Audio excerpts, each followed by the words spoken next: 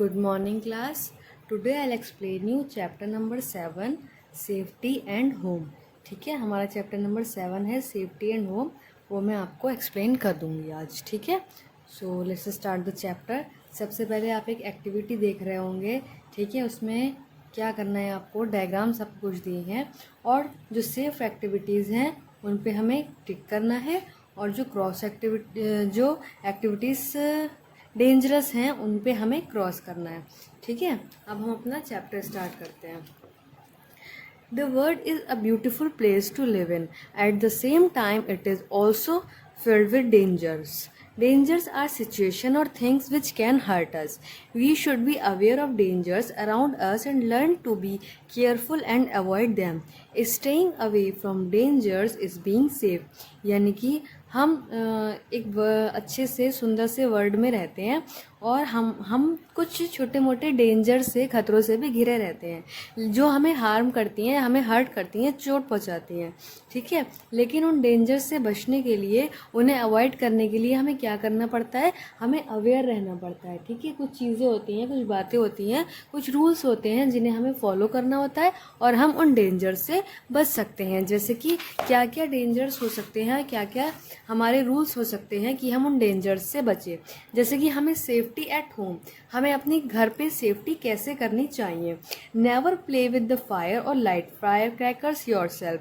Use match stick only in the presence of an adult. Put them out before throwing in a dustbin. यानी कि कभी भी हमें light वाले जो फायर क्रैकर्स होते हैं, पटाखे होते हैं, उनसे नहीं खेलना चाहिए. जो मैच स्टिक होती है, माचिस होती है, उसको हमेशा एक एडल्ट की प्रेजेंट में ही यूज़ करना चाहिए और यूज़ करने के बाद उसको डस्टबिन में थ्रो कर देना चाहिए. कभी भी जो प्लग पॉइंट्स होते हैं उनमें अपनी फिंगर नहीं देनी चाहिए. ठीक है, और अगर कोई वायर ऐसा है जो डैमेज है तो आपको तुरंत अपने से बड़ों को इन्फॉर्म करना चाहिए. They will have it changed, वो उसको चेंज करवा दें. इन द किचन में हमेशा हमें स्टोव से केयरफुली रहना चाहिए. जो हॉट यूटेंसिल्स होते हैं, गर्म बर्तन होते हैं या फूड कुकिंग, जिनमें फूड कुक किया जाता है, और उनके पास नहीं जाना चाहिए और हमेशा स्टोव के पास जाते वक्त हमें केयरफुल रहना चाहिए. कुछ शार्प ऑब्जेक्ट्स होते हैं जैसे नाइफ्स, सीजर. ठीक है, जो शार्प ऑब्जेक्ट्स होते हैं जैसे कि चाकू, सीज़र यानी कि कैंची, ब्लेड्स वगैरह, इनको कभी भी यूज़ आपको नहीं करना है. और अगर यूज़ करना है तो एक एडल्ट की प्रेजेंस में, आपसे जो बड़े हैं उनके प्रेजेंस में आपको यूज़ करना है. ठीक है. Do not test anything you are not sure about. अगर आपके आसपास कोई ऐसी चीज़ है जिसके बारे में आपको जानकारी नहीं है, या कोई कुछ ऐसा भी लिक्विड फॉर्म होती है, कोई भी चीज़ होती है, जैसे फिनाइल हो गई, ठीक है, या कोई भी मेडिसिन है, तो आपको उसको टेस्ट करने की कोशिश नहीं करनी चाहिए. ओके.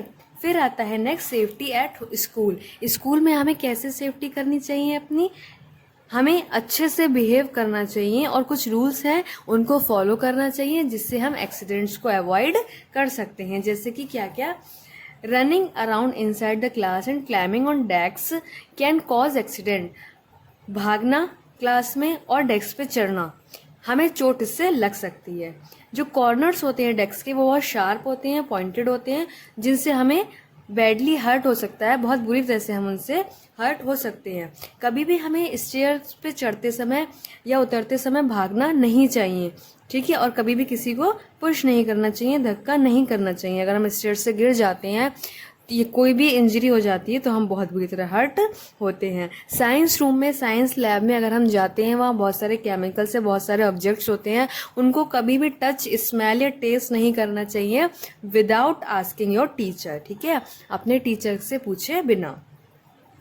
ब्लेड्स हमारे यूज़ के नहीं होते हैं, मैंने आपको बताया, शार्प ऑब्जेक्ट्स. ठीक है, आपको कभी भी अपनी पेंसिल जो है वो ब्लेड से शार्प नहीं करनी चाहिए, हमेशा उसके लिए शार्पन यूज़ करें. नेक्स्ट आता है safety on the playground. Playground में हम सेफ्टी कैसे कर सकते हैं, हमेशा हमें रूल्स फॉलो करने चाहिए गेम्स के. ठीक है, रूल्स हमारी सेफ्टी के लिए बनाए जाते हैं और हम गेम को एंजॉय कर सके इसलिए बनाए जाते हैं. हमेशा एक राइट स्पिरिट से, कभी भी ऐसा नहीं है बेईमानी करें आप गेम में, किसी को हराने के लिए या कुछ भी करने के लिए उसको चोट पहुंचाएं. ठीक है, ऐसा नहीं करना चाहिए. कभी भी किसी प्लेयर को पुश नहीं करना चाहिए या उसको कभी भी हर्ट नहीं करना चाहिए. ओके। नेक्स्ट आता है safety on the road. Road पे हमें कैसे सेफ्टी करनी चाहिए? ट्रैफिक रूल्स का हमेशा फॉलो करें, ट्रैफिक रूल्स, और रोड क्रॉस करते समय अपने लेफ़्ट राइट और फिर राइट देखें। हमेशा फुटपाथ पर चलें, और क्या कहते हैं, ट्रैफिक लाइट्स को लेके हमेशा अलर्ट रहें। ठीक है। Cross the road only at the zebra crossing, सिर्फ जेब्रा क्रॉसिंग पर ही रोड क्रॉस करें। रोड क्रॉस करने से पहले राइट लेफ्ट या लाइट हमेशा देखना चाहिए। यही कुछ रूल्स होते हैं जो हमें रोड पे फॉलो करने चाहिए। कभी भी बस या कार से अपना कोई भी बॉडी पार्ट बाहर नहीं निकालना चाहिए। बस पर चढ़ें तो आप बहुत सिक्योर होके कभी भी चढ़ती हुई बस में ना चढ़ें, ना कभी चलती हुई बस से कभी उतरें। ओके। बहुत सारे एक्सीडेंट्स होते हैं जो आप चलती हुई बस में, मूविंग बस में अगर चलते हैं या उससे उतरते हैं, और आपको हर्ट होना, आपको इंजरी हो सकती है।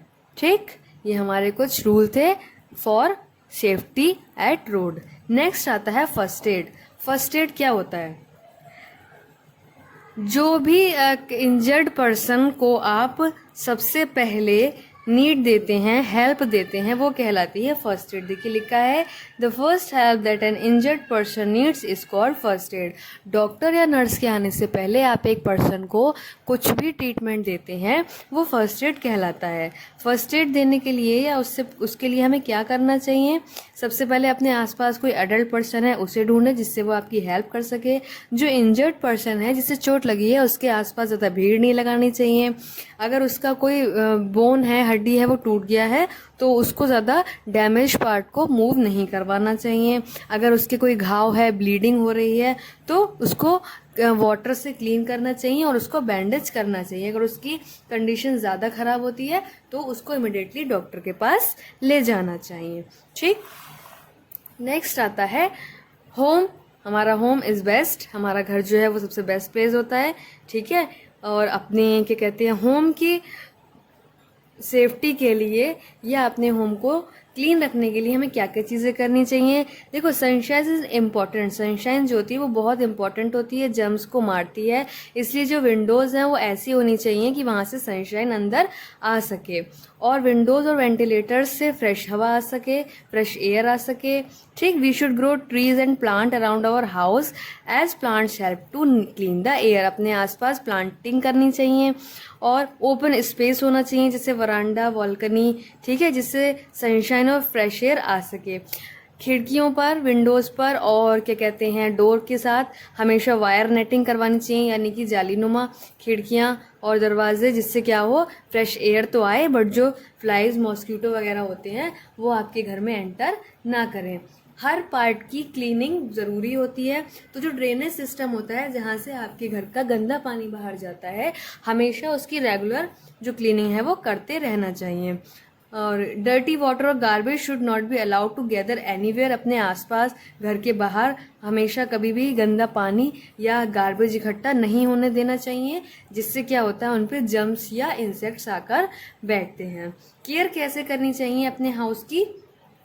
उसको रेगुलरली क्लीन करना चाहिए। अपनी किचन, टॉयलेट, गार्बेज बिन्स और जो भी रूम्स होते हैं उनको हमेशा क्लीन करना चाहिए, स्वीपिंग करनी चाहिए।